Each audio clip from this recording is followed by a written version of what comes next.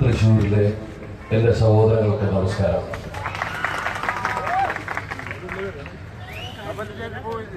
ജോർജേട്ടൻ പൂരം സത്യം പറഞ്ഞ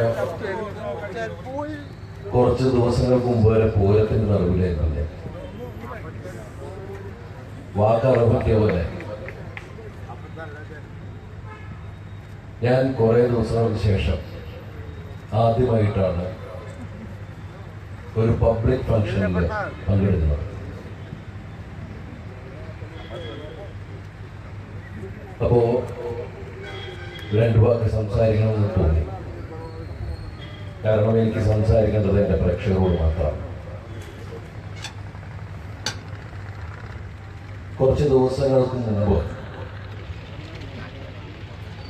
എൻ്റെ കൂടെ ഏറ്റവും കൂടുതൽ പടത്തിൽ വർക്ക് ചെയ്ത സഹപ്രവർത്തകർ, നമ്മുടെ ഈ നാട്ടുകാർ എല്ലാം നിങ്ങൾക്ക് അറിയാവുന്ന കാര്യങ്ങൾ തന്നെയാണ്. ഒരു വലിയൊരു ദുരന്തത്തിൽ പെടുകയും നമ്മളെല്ലാം ഷോക്കായിട്ടുള്ള ഒരു സംഭവമായിരുന്നു. ഞാൻ ആദ്യ നിമിഷം തന്നെ അവരെ വിളിച്ച് സംസാരിക്കുകയും ഒക്കെ ചെയ്ത് പിന്നീട് 2 ദിവസം കഴിഞ്ഞപ്പോൾ അത് കറങ്ങി എൻ്റെ നേരെ തന്നെ വരുന്നത് ശരിക്കും പറഞ്ഞൊരു വെടിക്കെട്ട് നടന്നതിന് അടിവിൽപ്പെട്ടവർ. ഞാൻ അവിടെ പൊട്ടണം ഇവിടെ പൊട്ടണം എന്താണെന്ന് എനിക്കൊന്നും മനസ്സിലായില്ല. വലിയൊരു പുകമറ കഴിഞ്ഞപ്പോഴാണ് ഞാൻ കാണുന്നു ടി വിയിൽ ഗൂഢാലോചനയാണ്, കൊട്ടേഷനാണ് എന്നൊക്കെ പറഞ്ഞു. പിന്നീടാണ് എനിക്ക് മനസ്സിലായത് കൊട്ടേഷൻ എനിക്കായിരുന്നു. കൊച്ചുകുട്ടികള്, കുടുംബ സദസ്സുകള് എല്ലാം എന്റെ അവരുടെ മനസ്സിൽ വിഷവിത്ത് വിതയ്ക്കാനുള്ള ഒരു വലിയൊരു കൊട്ടേഷൻ ആയിരുന്നു എന്നുള്ളത് കുറച്ച് പുകമറ മാറിയിട്ടാണ് എനിക്ക് മനസ്സിലായത്. ഞാൻ അന്വേഷിച്ചപ്പോൾ മനസ്സിലായത് ബോംബെയിൽ നിന്നുള്ള ഒരു ഇംഗ്ലീഷ് പത്രത്തിൽ ആണ് ഇതിന്റെ തുടക്കം വരുന്നത്. അതിനെ ഇന്റർനെറ്റ് മഞ്ഞപത്രങ്ങൾ ഏറ്റുപിടിച്ച് വലിയ വാർത്തകളാക്കിക്കൊണ്ടിരിക്കുന്നു. കാരണം ഇത് പലപ്പോഴും പല വാർത്തകൾ വരുമ്പോൾ ഞാൻ മൈൻഡ് ചെയ്യാറില്ല. കാരണം എനിക്ക് പറയാനുള്ള സമയത്ത് ഞാൻ എൻ്റെ പ്രേക്ഷകരുടെ മുമ്പിൽ നേരിട്ട് വരുന്ന ആളാണ്. അതുകൊണ്ട് ഞാനത് കാര്യമായിട്ട് എടുത്തില്ല. പക്ഷേ നമ്മൾ ബഹുമാനിക്കുന്ന, നമ്മൾ വിശ്വസിക്കുന്ന, നമ്മളുടെ മുഖമുദ്ര എന്ന് കരുതുന്ന പത്രങ്ങളുടെ ഫ്രണ്ട് പേജിൽ എൻ്റെ പേര് പറയാതെ ഞാനാണെന്ന് ഉള്ള രീതി ആലുവയിൽ താമസിക്കുന്ന പ്രമുഖനാണ്. അത് നിങ്ങൾക്ക് എല്ലാവർക്കും അറിയാം, കേരളത്തിലെ ജനങ്ങൾക്ക് മുഴുവൻ അറിയാമെന്ന് ഞാനാണ്. അങ്ങനെ ഒരു വാർത്ത ഒരു സുപ്രഭാതത്തിൽ വന്നപ്പോഴാണ് ഞാൻ അതിൻ്റെ സീരിയസ്നെസ് മനസ്സിലാക്കിയത്. കാരണം എന്നെ പോലീസ് കൊണ്ടുപോയി ചോദ്യം ചെയ്തു, മഫ്തിയിൽ എൻ്റെ വീട്ടിൽ പോലീസ് വന്നു എന്നൊക്കെയാണ് അതിലെ വാർത്ത. അത് വളരെ സീരിയസ് ആയിട്ട് ഞാൻ എടുത്തത് ആ നിമിഷത്തിൽ. കാരണം ഈ പത്രക്കാർക്ക് എല്ലാം ഒരു വിളക്ക് കൊടുക്കൽ ചടങ്ങിനോ എന്ത് ചടങ്ങിനോ എന്നെ പെട്ടെന്ന് വിളിച്ചത്. എന്നെ പത്രക്കാരും എന്നെ വിളിച്ച് ചോദിച്ചിട്ടില്ല അങ്ങനെ സംഭവം ഉണ്ടായോ. മാത്രമല്ല ഒരു പോലീസ് ഓഫീസേഴ്സിനെയും ഈ പത്രക്കാര് ചോദിച്ചിട്ടുമില്ല, അന്വേഷിച്ചിട്ടുമില്ല, ഒന്നും ഉണ്ടായിട്ടില്ല. വാർത്തകൾ ഞാൻ വായിച്ചു. ഞാൻ ആ പത്രക്കാരെ വിളിച്ചു ചോദിച്ചു, എന്തിന്റെ അടിസ്ഥാനത്തിലാണ് നിങ്ങൾ ഇത് ചെയ്യുന്നത്? നിങ്ങൾ ഏതെങ്കിലും പോലീസ് ഓഫീസേഴ്സിനോട് ചോദിച്ചോ? എന്നെ ചോദ്യം ചെയ്തോ? എൻ്റെ വീട്ടിൽ മഫ്തിയിൽ പോലീസുകാർ വന്നോ? എന്നെ ഫോണിൽ പോലീസ് വിളിച്ചിട്ടുണ്ട്. അല്ലാതെ ഞങ്ങൾക്ക് തെറ്റുപറ്റിപ്പോയി, സോറി, ഞങ്ങൾ അന്വേഷിച്ചപ്പോൾ അങ്ങനെ ഒരു സംഭവം ഉണ്ടായിട്ടില്ല.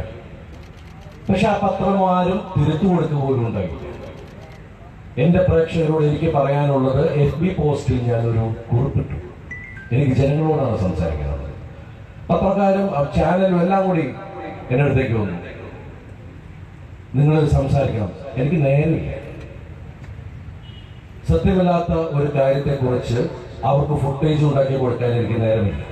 ഞാൻ പണ്ട് കേട്ടിട്ടുണ്ട് മാധ്യമവേട്ട. അത് കൂടുതൽ ബോംബെയിലൊക്കെയാണ്.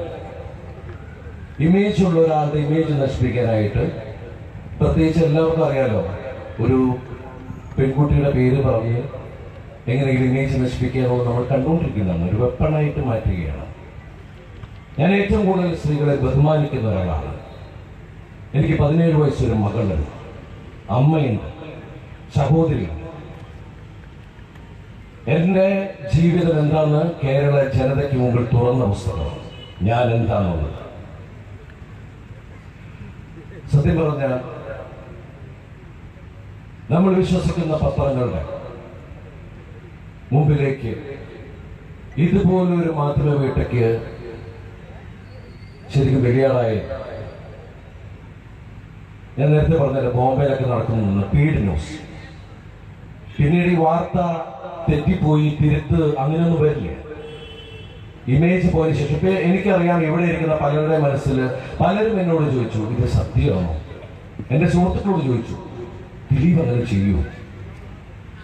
എനിക്ക് ഒരു പ്രശ്നമുണ്ടായപ്പോൾ ആരൊക്കെ എനിക്ക് വേണ്ടി വന്നു എന്നുള്ളത് ഞാൻ കണ്ടത്. സത്യത്തോട് ഒരുപാട് നന്ദിയുണ്ട് ഇന്നിവിടെ സംസാരിച്ചു. പക്ഷേ ശരിക്കും പറഞ്ഞാൽ മനസ്സ് തകർന്ന് ഒരു ജീവിതം മടുത്ത നിമിഷങ്ങളുണ്ടായ ദിവസങ്ങളായിരുന്നു. ഞാൻ എന്ത് തെറ്റാണ് ചെയ്തത്? എന്റെ കൂടെ വർക്ക് ചെയ്യുന്ന സഹപ്രവർത്തകരുടെ അതിന്റെ സത്യാവസ്ഥ പോലീസ് കണ്ടുപിടിക്കണം എന്നുള്ളത് മറ്റാരേക്കാൾ കൂടുതൽ എന്റെ ആവശ്യമാണ്, എന്റെ ആഗ്രഹമാണ്. അതിനു വേണ്ടിയിട്ടാണ് ഞാൻ പ്രാർത്ഥിക്കുന്നത്. ഈ വടക്കുന്നാഥനെ സാക്ഷിയായിട്ട് ഞാൻ പറയുകയാണ്, മനസ്സാവാച ഞാൻ അറിയാത്തൊരു തെറ്റിനാണ് കഴിഞ്ഞ കുറെ ദിവസങ്ങളായിട്ട് ഞാൻ ബലിയാടായി. എനിക്ക് നിങ്ങളോട് സംസാരിക്കാനുണ്ട്, എന്റെ പ്രേക്ഷകരോട്. എന്നെ ഒരു മാധ്യമം വളർത്തി വലുതാക്കിയിട്ടില്ല. ഇവിടെ എന്നെ വളർത്തി വലുതാക്കി നിങ്ങളാണ്, എന്റെ പ്രേക്ഷകരാണ്. എനിക്ക് നിങ്ങളോട് മാത്രമേ സംസാരിക്കാനുള്ളൂ. എനിക്കിവിടെ വിശ്വാസമുള്ളത് ഈ ദൈവത്തിലും നിങ്ങളിലും ഇവിടുത്തെ ദൈവത്തിലും മാത്രമാണ്. ഞാൻ ഒരു തെറ്റിച്ചതാൽ കൊച്ചു കുഞ്ഞിനോട് പോലും മാപ്പ് പറയുന്ന ഒരാളാണ്. ഞാൻ മനുഷ്യനാണ്. എന്റെ പ്രേക്ഷകർ തരുന്നതിൽ നിന്ന് കാരുണ്യ പ്രവർത്തനങ്ങൾ ഒരുപാട് ചെയ്യുന്നുണ്ട്. അത് പാവപ്പെട്ട ആളുകൾ മുതൽ പണക്കാർ വരെ എന്റെ സിനിമ കാണാൻ വന്ന അവർ തരുന്ന പൈസയാണ് ഞാൻ തിരിച്ചെടുത്തത് ചെയ്യുന്നത്.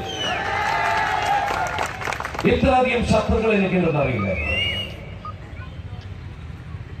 അതുകൊണ്ട് തന്നെയാണ് ഞാൻ പറഞ്ഞത്, എന്റെ സഹപ്രവർത്തകയുടെ ദുരന്തത്തിൽ സത്യമാണ് എനിക്ക് സങ്കടമുണ്ട്. പക്ഷേ അതിനെ മുമ്പിൽ മുൻനിർത്തി എന്റെ ഇമേജ് കളയാൻ ശ്രമിച്ച ആ ഗൂഢാലോചനയാണ് ഞാൻ പറയുന്നത്. എല്ലാവരും പറഞ്ഞു കൊട്ടേഷൻ, അത് സത്യസന്ധമായിട്ട് എനിക്ക് നേരിട്ടു. എനിക്ക് ഈ അവസരത്തിൽ ഞാനിവിടെ വരുമ്പോ, പ്രത്യേകിച്ച് തൃശ്ശൂർ നാട്ടിൽ ഈ വടക്കുന്നാഥനെ മുൻനിർത്തി സംസാരിച്ചില്ലെങ്കിൽ, കാരണം ഞാൻ ദൈവത്തിൽ മാത്രം വിശ്വസിക്കുന്നവരാണ്. അതുകൊണ്ട് മാത്രമാണ് ഇങ്ങനെ ഒരു വേദിയിലേക്ക് ഇങ്ങനെ സംസാരിക്കേണ്ടി വന്നത്. പ്രിയമുള്ളവരെ, ജോർജ് സ്ഫൂരം എന്ന് പറഞ്ഞ ഈ സിനിമ ഇപ്പൊ നിങ്ങള് ജയരാജ് ഭായി പറഞ്ഞു,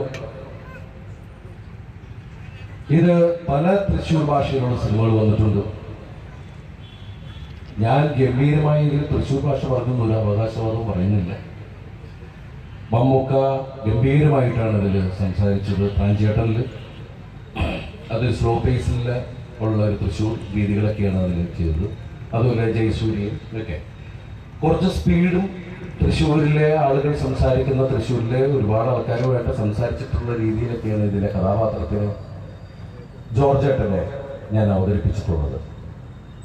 നിങ്ങൾക്ക് ഇഷ്ടമെന്ന് ഞാൻ വിശ്വസിക്കണം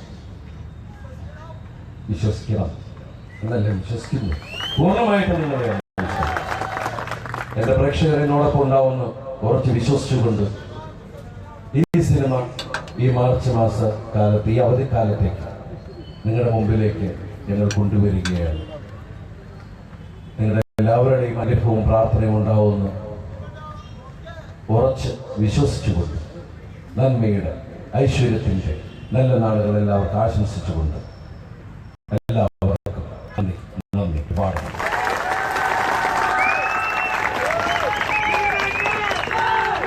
നമ്മുടെ